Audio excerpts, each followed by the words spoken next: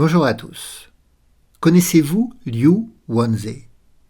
Il a été le premier Chinois à battre un grand maître international des échecs. C'était en 1965, contre Nikolai Krogius. Et Liu Wanze a été également le premier Chinois à obtenir le titre de maître international des échecs. Il a été champion de Chine en 1980 et 1982 et il est considéré comme le père de l'école chinoise des échecs. Alors la partie que je vais vous montrer, c'est sa plus célèbre partie. Il l'a gagnée contre le grand maître hollandais Donner. Dans cette partie, Liu Wanze a les blancs, il va ouvrir avec le pion roi, il va jouer E4. Et Donner va jouer D6, ce qu'on appelle la défense Pirc, du nom du grand maître yougoslave Vaja Pirc, qui avait développé cette défense. Donc quand on joue D6, le pion vient contrôler la case E5. Et ça c'est utile. Ça va permettre ensuite de jouer cavalier F6 et attaquer le pion central E4, sans redouter que le pion E4 puisse venir en E5. Parce que si le pion E4 pouvait venir en E5, il pourrait contre-attaquer sur le cavalier noir. Alors comment fait Liu Wanze ici? Eh bien, il va faire le coup classique, il va jouer D4. Il va établir son fort centre de pion. Et cavalier F6 est joué. Et là, on voit toute l'utilité d'avoir joué le pion D6. C'est-à-dire que si Liu Wanze joue E5, il va y avoir l'échange en E5, l'ouverture de la colonne D pour échanger les dames, déroquer le roi blanc, mais surtout le dévier de la protection du pion en F2, pour que le cavalier noir puisse venir en G4, attaquer le pion F2 avec la menace de la fourchette roi-tour, mais également l'attaque du pion E5 qui est délaissé au centre. Donc après cavalier F6, Liu Wanze doit défendre le pion en E4. Et c'est ce qu'il fait par le coup cavalier C3. Ici, Donner joue G6. Alors c'est un coup typique des défenses Pirc, puisque D6 a été joué très vite dans l'ouverture, même si on avance le pion en E7, vous comprenez, le fou aura du mal à se développer sur sa diagonale naturelle. Alors on va ici aiguiller le fou sur une diagonale qui semble plus prometteuse. On va essayer de le mettre en G6 pour qu'il soit situé sur la plus grande diagonale noire de l'échiquier. Et là, Liu Wanze va jouer le coup tout en retenue, fou E2. Alors on pourrait se dire qu'il y a des cases plus intéressantes pour le fou que la case E2. Mais on va comprendre son idée très rapidement. Donner joue fou G7 comme prévu, mais son fou en fianchetto, c'est le mot qui désigne un fou qui se met sur la plus grande diagonale de l'échiquier. Et là, on va comprendre l'idée de fou E2 de Liu Wanze. Il va jouer le coup très offensif à l'aile roi, G4. Et pour ça, on a besoin de la dame et du fou pour protéger le pion G4, puisque le fou et le cavalier noir attaquaient. Oui, mais quelle est l'idée de G4? Eh bien, les blancs prennent de l'espace à l'aile roi et préparent une offensive à l'aile roi dans ce secteur. L'idée, c'est de jouer G5 d'ailleurs, de repousser le cavalier noir. Et le pion G peut être associé au pion H dans la montée, comme ça, avec H4, H5, pourquoi pas à un moment donné la prise en G6 et l'ouverture de la colonne H. C'est une action qui est particulièrement dirigée en cas de petit roc des noirs. Alors vous allez me dire, oui, mais avancer le pion G, avancer le pion H, c'est pas un bon signe pour le roi blanc. Oui, mais sauf si le roi blanc décide de faire grand roc. L'idée, ça pourrait être de développer le fou, de bouger la dame et de faire grand roc. Donc le roi sera très bien abrité de l'autre côté, sur l'autre aile. Alors comment va réagir Donner dans cette situation? Peut-être pas de la meilleure des façons. Alors je préfère ne pas vous dire tout de suite ce qu'il a joué, pour vous inviter à réfléchir. Que joueriez-vous, vous, dans cette position? Comment réagir à cette poussée, à cette agression à l'aile roi avec cette poussée G4? Eh bien vous pouvez mettre la vidéo sur pause, et on se retrouve dans quelques instants tout de suite. Alors, comment réagir à cette poussée G4? Vous savez, Donner, lui, il a joué H6. C'est pas un mauvais coup, mais c'est peut-être pas le meilleur. La meilleure façon ici de réagir avec un coup de l'aile, si on le peut, c'est la réaction au centre. Et là, les noirs, ils ont une réaction au centre intéressante.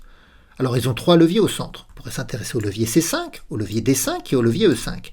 Des leviers, c'est des poussées de pions qui permettent d'attaquer et d'échanger des pions. Par exemple, le pion C5 attaquera le pion D4.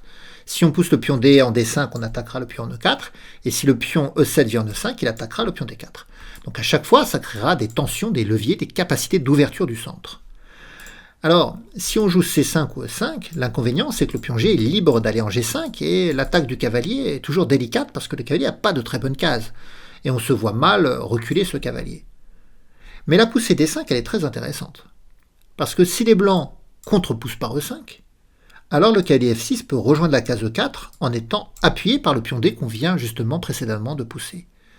Et on ne redoute pas cavalier prend, parce que pion prend. Et le pion en E4, même s'il est un peu déconnecté de l'armée noire, il n'est pas facile à attaquer. Et surtout, l'ouverture de la colonne D permet de la mettre la pression sur D4. Alors vous allez me dire, oui, mais les blancs peuvent jouer C3 facilement pour défendre D4, mais il y aura des coups comme C5.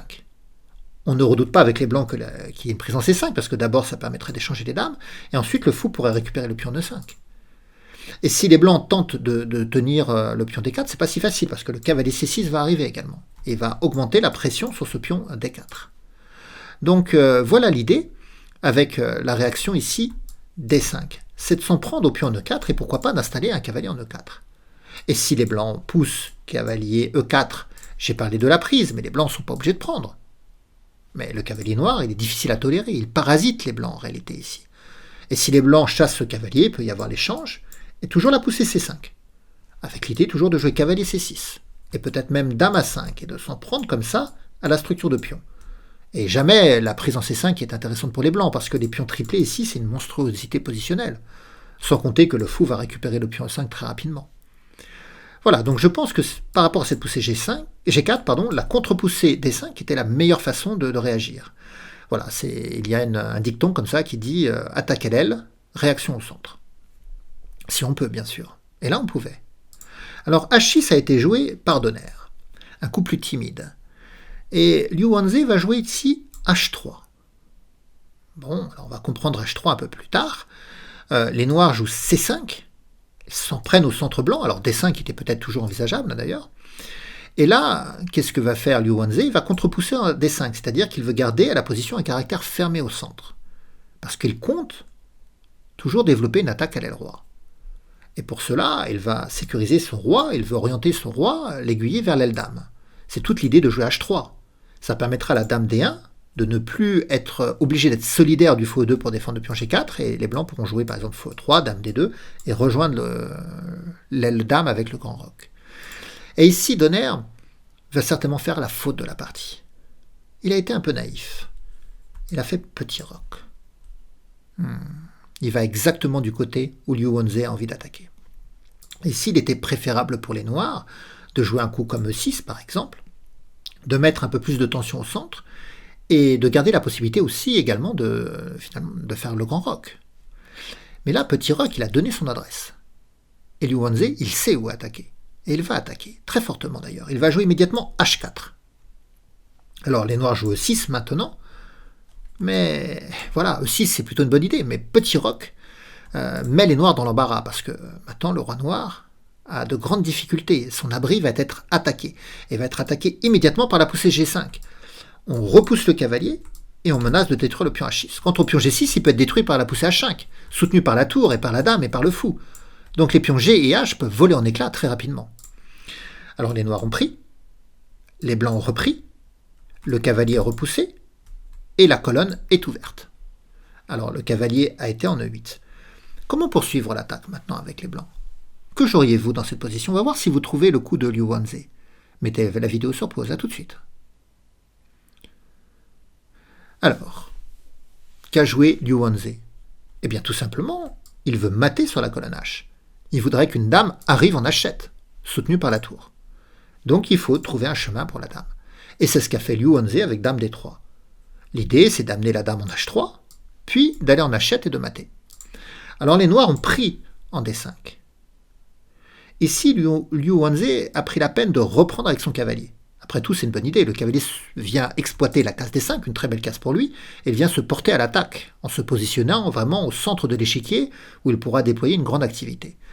Mais la dame blanche pouvait également mépriser finalement la prise en D5 et s'orienter tout de suite vers la colonne H. Alors pas en H3 immédiatement, tout à l'heure c'était possible, mais pas maintenant, parce que depuis que les noirs ont pris en D5, le fou a été libéré. Mais par contre, on peut jouer dame G3 avec l'idée dame H4, puis dame H7, mat. C'est très dangereux pour les noirs. Mais dans la position, Liu Wanze, donc, comme je vous le disais, il a pris la peine de reprendre de son cavalier, ce qui est un bon coup aussi. Cavalier C6 a été joué. Dame G3, voilà, on se dirige vers H4.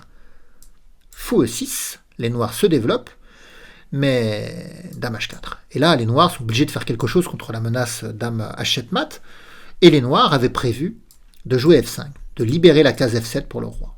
En même temps, ils viennent attaquer un peu le centre. Liu Wanze rentre dans la position quand même, dame H7 échec, roi F7, et là, c'est certainement ce que n'avait pas vu Donner. Liu Wanze va trouver une très jolie idée pour poursuivre l'attaque. Alors vous pouvez mettre la vidéo sur pause pour essayer de voir comment poursuivre l'attaque contre le roi noir. A tout de suite. Alors, est-ce que vous avez trouvé le coup splendide de Liu Wanze? Dame prend G6 échec. Sacrifice de dame. Ici, le roi a repris. Et donc ce sacrifice de dame, c'est un sacrifice d'attraction. On va tirer le roi en G6 sur une case très dangereuse parce que le fou va pouvoir poursuivre l'attaque avec fou H5 échec. Bon. Le roi n'a pas le choix, il est obligé d'aller en H7, puisque le fou C1 protège le pion G5. Donc il faut aller en H7. Et lorsque le roi vient en H7, il est sous le vis-à-vis de la tour blanche. Et donc le fou va bouger, pas n'importe où d'ailleurs, il va venir en F7 pour ôter la case G8 au roi noir. Fou F7 échec. On n'a pas le choix. Il faut jouer fou H6. Il n'y a pas d'autre coup légal pour les noirs. Donc fou H6 a été joué. Et là, avez-vous vraiment vu comment la partie se termine? C'est la dernière fois que je vous invite à réfléchir et à mettre la vidéo sur pause. A tout de suite. Alors comment va se terminer la partie? Pas par le coup tour prend H6. Tour prend H6, ça fait échec, mais le roi vient en G7. C'est vrai que le fou pourrait prendre le fou, mais la position elle n'est pas claire encore. Non, la façon de conclure l'attaque, c'est cette poussée de pion en G6. G6 échec. Alors, le roi, qu'est-ce qu'il peut faire? S'il vient en H8, on a le mat en 2 coups. Tour prend fou échec, roi G7, et tour H7 mat, puisque le cavalier ôte la case de fuite F6. Et si le roi noir ne va pas en H8, alors il faut qu'il aille en G7. Et là, on a fou prend fou échec, oblige le roi à venir en H8, sous le viseur de la tour toujours, donc fou prend tour échec. Alors c'est pas encore mat parce que la dame peut revenir, mais évidemment, on a tour prend dame, mat. Donc une partie assez spectaculaire pour l'époque, et qui a fait la renommée de Liu Wanze. Alors je ne peux pas finir cette vidéo, bien sûr, sans vous citer un proverbe chinois. Les professeurs ouvrent les portes, mais vous devez entrer vous-même. Au revoir à tous.